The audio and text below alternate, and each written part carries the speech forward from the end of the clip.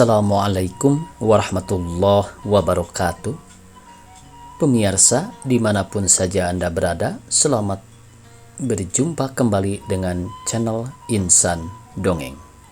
Pada malam ini saya Bang Elgi akan melanjutkan roman klasik Karena Mentua bagian ketiga. Selamat mendengarkan. Akan iba jua hati adik melihat baju adik betak-betak, memandangi kulit adik yang halus dan segar mulai berangsur-angsur kesat dan layu sebab senantiasa bekerja berat dalam panas, dan sesudah itu agaknya akan timbul kesat. Tidak, hal itu takkan terderitakan olehku. Sebab itu sebelum hujan, baiklah kita sediakan payung. Lebih baik aku berjalan dahulu. Adik lepas dengan hati yang suci. Moga-moga tiada lama ku tinggalkan adik. Tidak, hamba jangan kak tinggalkan. Tak kuasa, tak tahan hamba tinggal seorang diri di rumah jauh dari kanda, kata Ramalah dengan tangis yang timbul tiba-tiba saja. Barang kemana kanda pergi bawa hamba yang hina ini? Jangan diperturutkan saja gerak Sukma, ujar marah Adil seraya berbuat-buat seakan-akan gembira. Hahaha, tenangkan pikiran, jalankan akal. Coba adik tilik dan timbang baik-baik. Apa akan kerjaku di kampung sekarang? Sawah kita sudah 8 hari dikeringi, bukan? Kini kita tak perlu ke sawah lagi, hanya menanti padi masak saja.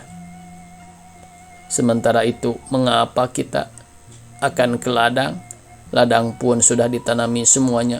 Kopi kita belum berubah, barangkali setahun lagi maka berbunga. Nah, sementara itu, apa salahnya kak tunggu hasilnya di rumah saja, sahut Ramalah dengan cepat sambil mengeringkan air matanya. Apa yang akan kita susahkan? Padi cukup akan dimakan dari tahun ke tahun, malah dapat juga dijual buat pembeli rokok dan kain baju. Hasil ladang belum disebut lagi. Tambahan pula, hanya dalam waktu beginilah kita dapat bersenang-senang sedikit.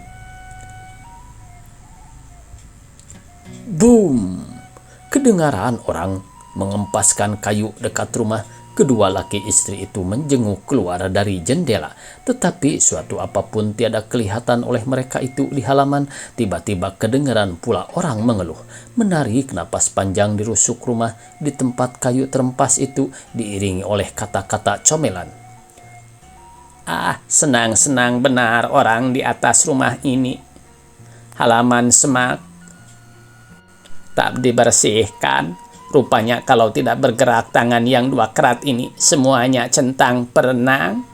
Seorang perempuan yang separuh baya berbaju kurung hitam berkain pelekat ungu dan bertutup kepala kain putih yang telah usang, kelihatan berjalan ke halaman serta menengok ke kiri dan ke kanan, ke atas dan ke bawah. Kemudian ia pun pergi ke belakang rumah, ke dalam parak agaknya. Kedua laki istri itu pun sama-sama menghelakkan kepala dari jendela, undur ke dalam rumah pula, lalu duduk seperti bermula dan berpandang-pandangan. Benarkah tiada adik sapu halaman tadi lah? Kata marah Adil sejurus kemudian. Ada kak, hamba sapu sekaliannya, tak ada yang ketinggalan. Kak, lihat, pagi-pagi buta tadi hamba sudah bekerja. Ayam, itik sudah hamba keluarkan dari kandang dan pekarangan. Dari kandang dan pekarangan hamba bersihkan belaka. Tetapi tak usah kita hiraukan benar comelan ibu itu. Bukanlah sudah selalu demikian perangainya? Ya, aku maklum, kata marah Adil dengan perlahan-lahan. Selalu orang tua berlaku cerewet supaya anaknya akan, tetapi benar, tak usah kita hiraukan. Mari kita ulang percakapan kita tadi, dan malah aku hendak berjalan ke Lampung, akan mencoba menggalas di situ. Kata orang, penggalas di sana elok benar, lebih-lebih sekarang sudah tiba musimnya. Ke Lampung? Jauh benar, Kak, sahut perempuan muda itu dengan agak terkejut. Masih di pulau kita juga. Dan menggalas, tentu dengan pokok, dengan uang. Tentang perkara itu, tak usah adik susahkan, kata Marah Adil pula dengan suara yang agak keras dan riang, akan menyatakan ketetapan hatinya supaya hilang was-was istrinya yang lemah semangat itu. Sudah jadi adat kebiasaan kepada kita, orang Minangkabau berjalan jauh, mengarungi lautan, menggalas tidak membawa pokok dari rumah, melainkan pokok itu dicari sendiri di rantau orang. Pokok bagiku hanya izin istriku, izin adik. Lah, asal adik lepas aku, adik mintakan doa selamat kepada Tuhan Rabbul Alamin. Setiap sudah sembahyang, senanglah dan tetaplah kira-kiraku. Mudah-mudahan aku selamat pergi dan pulang, dapat rezeki yang halal. Kanda, sahut Ramalah istrinya. Jangan adik khawatir, sebab suamimu itu laki-laki, bukan? Kata Marah Adil sambil tersenyum. Dan akal budiku takkan kurang rasanya daripada orang lain. Adik lihat Sultan Baginda laki, si Nurani di kampung kita ini. Mula-mula ia melangkahkan kaki dari rumah bininya. Sesen pun, lain daripada akan belanja di jalan, ia tiada membawa uang. Tetapi sekarang, ia sudah pulang beberapa hari yang baru lalu ini. Sekarang sudah bertegak rumah kemenakannya. Dan kabarnya konon, pokoknya di Lampung masih tinggal lebih dari 3.000 rupiah. Padahal ia tiada berkepandaian suatu apa. Bahkan menulis dan membaca surat saja pun ia tidak pandai. Nasib orang elok, Kak, sahut Ramalah lagi. Dan nasib kita siapa yang tahu, dan hal itu pun bergantung kepada ikhtiar juga. Kalau seperti kata pepatah, ikhtiar menjalani, untung menyudahi. Kalau Sultan Baginda tidak berikhtiar, maukah datang saja untung nasib yang baik itu kepadanya? Dan kita belum menjalankan ikhtiar lagi. Pekerjaan kita selama ini, bersawah berladang itu, bukan ikhtiarkah namanya? Kata Ramalah seraya mengangkatkan kepalanya sehingga kelihatan matanya bersinar-sinar. Betul, kata Marah Adil seraya meraih perempuan itu ke dekatnya. Tetapi sekarang kerja sawah dan ladang itu sudah terhenti untuk sementara. Takkan lama aku merantau, takkan lama kita bercerai. Ya, berat hati akan bercerai.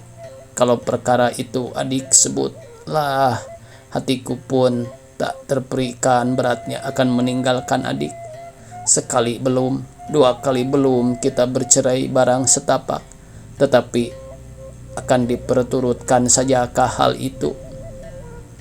Sudah sepekan 2 aku berpikir-pikir. Sekarang bulat sudah pikiranku. Sayang akan anak dipertangiskan. Sayang akan bini ditinggalkan. Pandai benar Kanda berpepatah.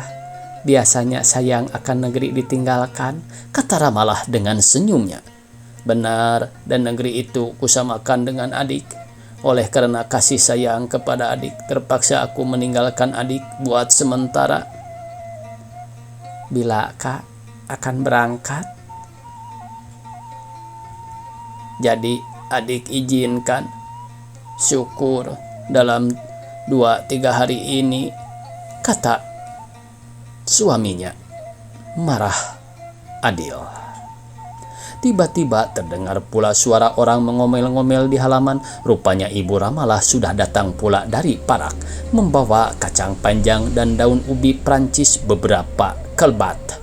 Dengan segera ia naik tangga dan baru tiba di atas rumah, ia pun mengeluh kepanasan, serta mencampakkan undung-undungnya. Seekor kucing belang 3 datang menghampiri dia, mencium-cium dan berkeliling-keliling di antara kedua kakinya, serta mengeong-ngeong dengan tiada berkeputusan.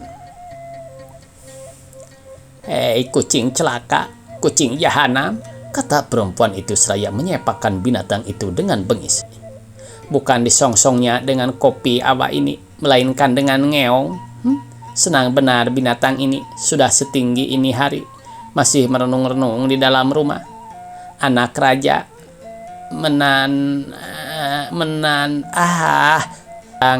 sedangkan Sultan Bagina yang baru pulang itu tidak sesenang engkau ini, benar, hei kucing?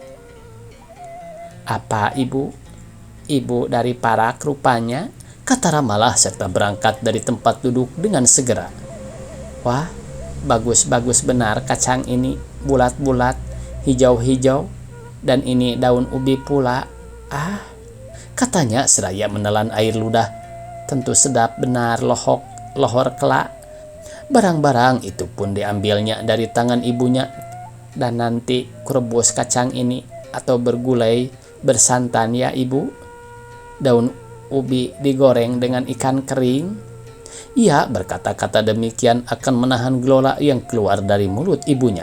Sindiran-sindiran yang boleh jadi mengenai dan melukai hati lakinya yang pada pemandangan dan perasaannya sekali-kali tiada bercacat dalam pergaulan hidup, baik dengan mentua dan ipara besannya, baik dengan siapa jua pun. Akan tetapi apa hendak dikata, mulut ibunya sungguh ringan, bibirnya lancang, perkataannya tajam-tajam. Lebih-lebih jika ada dekat marah adil, seakan-akan ia tiada suka atau sudah menyesal bermenantukan orang muda pesawah itu. Mujur dengan cerdik cendekia Ramalah, kata-kata ibu itu pun dia tiada sampai terlanjur benar, tiada sampai menimbulkan silang selisih dan sengketa, dan mujur pula marah adil berdiam diri serta gelak senyum saja dengan manis. Hanya ketika mentuanya sudah sabar rupanya, telah lapang kira-kiranya, baru ia membuka mulut dengan sopan, seakan-akan tak ada terjadi apa-apa. Ujarnya, sudah boleh dipetik buah kacang awak ibu. Kemarin dahulu hamba lihat belum sepanjang-panjang dan sebulat-bulat itu rupanya. Malah tolong ambil sabit di belakang, aku hendak ke ladang. Malah tolong ambil sabit di belakang, aku hendak ke ladang sebentar. Mentua memandang kepadanya serta berkata dengan manis, entah dibuat-buat, entah sebenarnya, tetapi memang manis bunyinya. Tak usah marah ke ladang hari ini, panas keras benar, bagai pecah benak kepala rasanya. Tak apa ibu, kata marah adil dengan senyumnya. Masa orang tua akan lebih tahan panas daripada orang muda? Setelah sabit diterimanya dari tangan istrinya, ia pun turun ke halaman. Beberapa hari kemudian, pada suatu hari pagi-pagi benar, orang agak banyak berkumpul di rumah istri marah adil. Lain daripada orang setangga Ramalah dan sahabat-sahabat marah adil, hadir juga di situ seorang dua orang alim dan penghulu kedua belah pihaknya. Orang akan berdoa bersedekah sedikit, akan melepaskan marah adil berjalan ke negeri orang. Hari itu menurut pendapat orang alim ialah hari yang baik dan saat yang sempurna untuk melangkahkan kaki turun dari rumah apabila seseorang bermaksud hendak pergi mencari rezeki yang halal ke rantau orang ke negeri lain. Setelah dibaca doa selamat dan setelah selesai makan minum, marah adil minta maaf kepada sekalian orang yang hadir itu, lalu turun dari rumah Ramalah dengan hati yang tetap dan cita-cita yang tinggi dan mulia, hendak berjuang mencari nafkah rumah tangganya. Ia pun dilepas oleh istrinya itu dengan sukarela, sedang ibunya dewasa itu tidak dapat ditentukan pikirannya dan perasaannya. Entah ia suka, entah duka, entah ada menaruh pengharapan besar, entah pun siapa tahu. Karena marah adil berjalan hanyalah dengan kekuatan hati saja, tiada membawa modal yang berupa uang atau barang dagangan, padahal ia hendak pergi berniaga, katanya. Yang nyata hanyalah sekarang ia sudah dapat berkata baik dengan sungguh-sungguh, baik pun dengan ejekan, bahwa menantunya bukan orang pesawah lagi, melainkan sudah jadi bakal saudagar. Marah adil berjalan kaki dari rumah Ramalah ke stasiun kereta api hanya berbekal nasi sekampil dan uang kontan sekadar cukup untuk ongkos dalam perjalanan sampai ke tempat yang ditujunya. Dari Singkarak ia menumpang kereta api ke Padang dengan selamat. Di kota yang ramai itu bermalam di lepau nasi seperti biasa pada orang dagang. Dari situ ia berjalan-jalan masuk lorong keluar lorong, masuk pasar keluar pasar, akan melihat-lihat mata pencarian orang. Bukan buatan besar hatinya melalui toko yang besar-besar di Pasar Gedang, di Kampung Cina, dan di Kampung Jawa, sehingga ia lupa akan segala kesusahan dan kesukaran hidup selama ini. Istimewa karena setengahnya toko itu kepunyaan bangsanya, bahkan hak milik orang setanah tumpah darah dan secucuran atap penuh dengan kegembiraan, penuh dengan angan-angan yang tinggi. Kalau mereka itu dapat menguasai toko yang besar-besar itu, mengapa aku takkan dapat pula? Pikirnya sambil berjalan lambat-lambat dan melayang-layangkan mata ke dalam toko-toko yang penuh dengan barang dagangan itu. Asal mulanya mereka itu niscaya tiada bermodal seperti aku ini jua. Akan tetapi karena ketetapan dan kemauan hatinya, dapatlah mereka itu hidup dengan senang dan terpandang. Aku pun harus mesti demikian pula. Tentu mungkin tercapai olehku keadaan serupa itu, asal aku cakap menahan hangat dingin. Dengan perasaan gembira riang, 2 hari kemudian Marah Adil meninggalkan kota Padang, pergi ke Teluk Bayur dan terus masuk ke dalam kapal yang akan berlayar ke sebelah selatan. Kesibukan di pelabuhan, kegiatan kaum buruh kapal melakukan pekerjaannya tak kenal payah dan lelah, serta riuh rendah suara banyak orang yang menguruskan diri masing-masing. Sekaliannya itu melupakan orang muda itu akan segala sesuatu yang berhubungan rapat dengan keadaan dirinya sendiri dewasa itu. Akan tetapi setelah kapal mulai berlayar berangsur-angsur jauh dari daratan dan sekalian orang yang berdiri di pangkalan makin lama makin kecil nampaknya.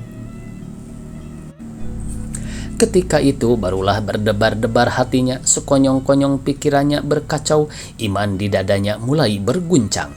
Takut timbul dan khawatir pun datang, lebih-lebih ketika dilihatnya orang sibuk dan bergalau di atas geladak kapal itu. Segala penumpang kelam, kabut, dan berebut-rebut tempat. Di sana orang membentangkan tikar dan kasur. Di situ membuka kursi lipat atau ranjang kain. Ya, ketika itu Marah Adil tak ubah sebagai kerbau terkejut oleh gong. Tercengang-cengang, tak tentu apa yang akan dibuatnya.